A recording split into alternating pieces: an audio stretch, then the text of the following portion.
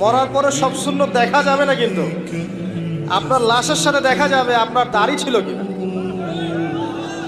এটা সবচেয়ে স্পষ্ট সুন্নত যা আপনার সাথে কবরে যাবে। রাখা যাবে দাড়ি। ঘুমাবেন তিন কুলের মধ্যে একটা সূরা ইখলাস, একটা সূরা ফালাক, একটা সূরা নাস। কি হবে এটা পড়লে? নবী সাল্লাল্লাহু আলাইহি ওয়াসাল্লাম বলছেন দৃশ্য বা অদৃশ্য, মানে যা দেখা যায় যা দেখা যায় না, এই দৃশ্য অদৃশ্যের জগতের কোনো ক্ষতি তাকে স্পর্শ করবে না। প্রোটেকশন, আল্লাহর পক্ষ থেকে প্রোটেকশন। আর এটা যখন রাতে পড়বেন তখন এভাবে পড়বেন, একবার সূরা ইখলাস কুল হুয়াল্লাহু আহাদ, তারপর সূরা ফালাক কুল আউযু বিরাব্বিল ফালাক, তারপর সূরা নাস কুল আউযু বিরাব্বিন নাস করে দুই হাত একত্রিত করে ফু দিবেন, দিয়ে মাথা থেকে নিয়ে এভাবে পুরো মাথা থেকে নিয়ে পুরো বডি এভাবে মাসাজ করবেন এভাবে, ঠিক আছে? এটা তিনবার করবেন, একবার না। একবার পড়বেন আরেকবার তিনবার। এরপরে পড়বেন সূরা কাফিরুন। কোন সূরা? কুল ইয়া আইয়ুহাল কাফিরুন লা আ'বুদু মা তা'বুদুন। এই সূরাটা পড়বেন লাকুম দীনুকুম ওয়ালিয়া দীন পর্যন্ত। কি হবে? আল্লাহর রাসূল সাল্লাল্লাহু আলাইহি ওয়াসাল্লাম বলেন যে রাতের বেলা ঘুমানোর আগে কেউ যদি সূরা কাফিরুন তেলাওয়াত করে ঘুমিয়ে যায়, আল্লাহ পাক ওই ব্যক্তিকে শিরকের পাপ থেকে মুক্ত রাখবে ইনশাআল্লাহ। তো দুশমন কি কোই জরুরত নেই।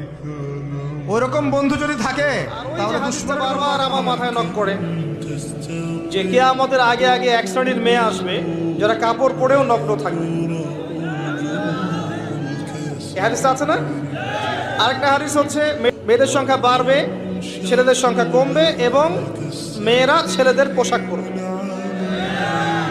এই দুইটা হাদিস আপনি যদি একটু শহরগুলোতে যান, দুইটার জাজল্যমান দৃষ্টান্ত দেখতে পারবেন।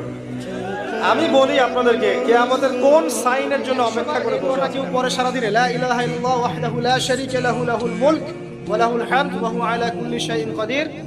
ওই দিন শয়তান তার কাছে আসবে না।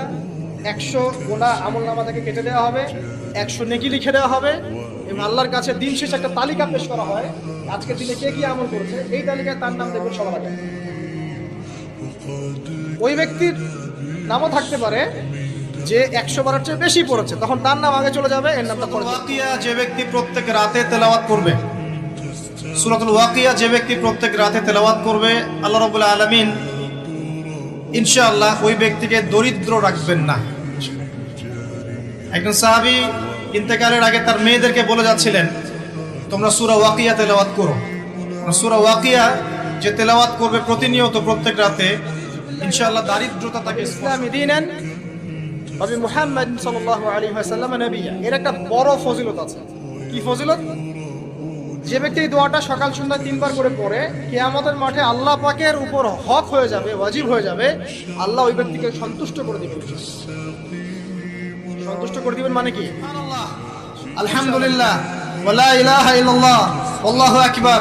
আর বলতে হবে সুবহানাল্লাহি ওয়া বিহামদিহি সুবহানাল্লাহিল আযীম। আপনার জান্নাতে গাছ অটোমেটিক লাগাতে থাকবে ইনশাআল্লাহ। আমরা কি ওইখানে মালিক হতে চাই? আল্লাহ পাক আমাদেরকে জান্নাতের মালিক হওয়ার তৌফিক দান করুন। দেখতে একটু অসুন্দর হয়, কষ্ট নিয়েন না, জান্নাতে ঢোকানোর সাথে সাথেই সুন্দর হয়ে যাবে ইনশাআল্লাহ, ঠিক আছে? এবং এত সুন্দরই হবে যে আপনি অন্যদিকে তাকানোর কোনো ফুরসতই পাবেন না। এবং এছাড়াও এক্সট্রা হুর আল্লাহ পাক আপনাকে দিবেন। এমনি সাধারণ জান্নাতীর জন্যও 2টা করে স্ত্রী থাকবে ইনশাআল্লাহ। আর আল্লাহর পথে শহীদ যারা হবে, কয়টা স্ত্রী বলতে পারবেন? 72টা। কয়টা? আমার মায়ের পায়ের নিচে আমার জান্নাত। আল্লাহ ভালোবাসতে বলেছেন তাই। এটা কোন সূরা? ইযা ওয়াকাআতিল ওয়াকিয়া, এই সূরাটা। এই সূরাটা যে ব্যক্তি রাতের বেলা পড়বে, একটা বর্ণনা এসেছে যে দারিদ্রতা আপনাকে স্পর্শ করবে না। এই যে সুদ খাচ্ছে কি জন্য? টাকার জন্য তো নাকি? টাকা পয়সা ধন দৌলত করবেন, এই তো আপনার উদ্দেশ্য নাকি? এই জন্যই তো মায়ের সাথে জানা করছে, তাই তো? আল্লাহ বলছেন সূরা ওয়াকিয়া পড়েন। আল্লাহ পাক চাচ্ছেন আমরা জান্নাতে যাই। আল্লাহ পাক চাচ্ছেন এই আয়ামে জাহেলিয়াতের মানুষগুলো আবার আল্লাহর পথে ফিরে আসুক, আল্লাহকে ফিরে পাক, আল্লাহকে চিনুক, আল্লাহকে জানুক, দুনিয়াতেও সফল হোক, পরকালেও জান্নাতে যাক। এটা আল্লাহ পাক চাচ্ছেন। এই সিলসিলাতে আল্লাহ রাব্বুল আলামিন প্রায় 1,24,000 নবী রাসূল পাঠিয়েছেন। আলহামদুলিল্লাহ, প্রায় 1,24,000। স্পেসিফিকলি আমি বলতে পারবো না, কারণ এই ফিগারটা এভাবে বলা যায় না।